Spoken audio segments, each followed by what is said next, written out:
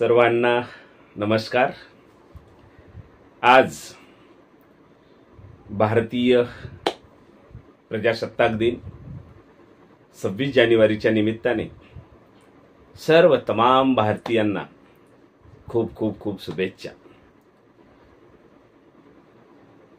खरं तर आजपासनं म्हणजे 26 जानेवारी भारतीय राज्यघटनेचा अंमल सुरू झाला आणि खऱ्या अर्थाने हा देश प्रजासत्ताक झाला। प्रजेची सत्ता या देशाने स्वीकारली। या देशातली लोकशाही संवर्धित करण्यासाठी, मजबूत करण्यासाठी भारतीय राज्यघटनेचा अंमल हा काटेकोरपणे झाला पाहिजे आणि आजच्या दिवसाला त्यासाठीच खूप महत्त्व आहे।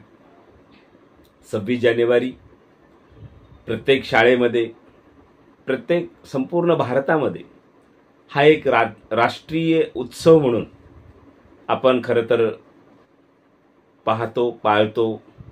सगळेजण यामध्ये सहभागी असतात। हा उत्सव मोठ्या प्रमाणामध्ये झाला पाहिजे।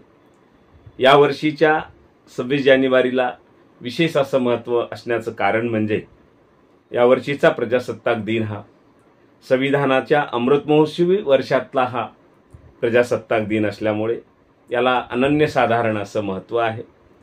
आणि म्हणून भारतीय संविधान प्रत्येक भारतीयांच्या घराघरामध्ये गेलं पाहिजे। प्रत्येक भारतीयांच्या हृदयामध्ये ते विराजमान झालं पाहिजे। यासाठी प्रत्येकाने प्रयत्न करणं नितांत गरजेचं आहे। कारण बांधवांनो आणि भारतीयांनो, आज जे काही आपल्याला मिळालेलं आहे अधिकाराच्या रूपामध्ये, सर्वस्वी ते भारतीय संविधानाची एक देण आहे। अन्यथा या देशातला 95% समाज असा होता की जो खऱ्या अर्थाने सगळ्या अधिकारापासून वंचित होता। त्याला शिक्षणाचा अधिकार नव्हता, त्याला भाषणाचा अधिकार नव्हता, त्याला लिखाणाचा अधिकार नव्हता, त्याला संचाराचा अधिकार नव्हता, त्याला विचाराचा अधिकार नव्हता, त्याला प्रचाराचा अधिकार नव्हता। म्हणजे संपूर्ण बाबतीमध्ये तो एका अर्थाने गुलाम होता।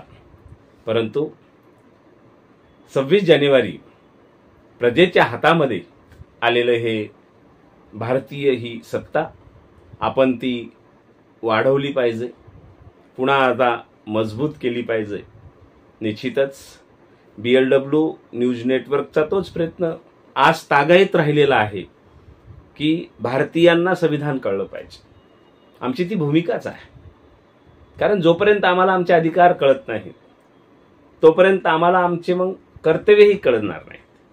कर्तव्य आणि अधिकार यातूनच भारत हा मजबूत होणार आहे। यातूनच संविधानकर्त्यांचं जे स्वप्न आहे, जात वर्ग वर्ण विरहित कल्याणकारी राज्य निर्माण करणे, मग हे कल्याणकारी राष्ट्र कधी निर्माण होईल तर भारतीयांना जर प्रत्येक कलमाचं अवलोकन झालं, त्यातून कल्याणकारी राष्ट्र नक्की निर्माण होणार आहे। त्यासाठी आहे, लक्षात घ्या। बऱ्याच जणांना माहिती सुद्धा नाहीये की आपण किती झेंडे फडकावतो, कोणत्या झेंड्याचा काय अर्थ आहे, कशासाठी फडकावतो आपण, याचा सन्मान करत असताना सुद्धा कशा पद्धतीने केला पाहिजे। जसं 15 ऑगस्ट 1947, 15 ऑगस्टला झेंडा आपण का फडकवतो तर त्या दिवशी आपला देश स्वतंत्र झाला म्हणून आपण तो झेंडा फडकवतो। आणि तो झेंडा हा प्रधानमंत्र्याच्या हस्ते फडकवला जातो। काही छोट्या छोट्या मूलभूत गोष्टी सुद्धा माहिती नाही। 26 जानेवारी या दिवशी आपण झेंडा का फडकवतो? कारण या दिवशी भारतामध्ये भारतीय संविधानाचा अंमल करण्यात आला या दिवसापासून। आणि हा ध्वज राष्ट्रपती म्हणजे या देशाचे प्रथम नागरिक फडकवत असतात।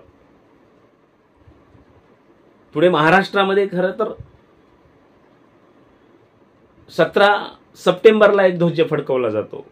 का, कशासाठी हा अट्टहास केला जातो? कारण 17 सप्टेंबर 1948 मध्ये खऱ्या अर्थाने महाराष्ट्र म्हणजेच हैदराबाद मुक्तीसंग्राम ज्याला म्हणतो, पूर्ण महाराष्ट्रात तो ध्वज फडकवला जात नाही, त्यामध्ये फक्त मराठवाड्यातले 8 जिल्हे येतात आणि हैदराबाद मुक्तीसंग्रामच्या नावाखाली तो फडकवला जातो। कारण 15 ऑगस्ट 1947 नंतर मराठवाडा जवळपास तब्बल 13 महिन्यानंतर स्वतंत्र झालेला आहे.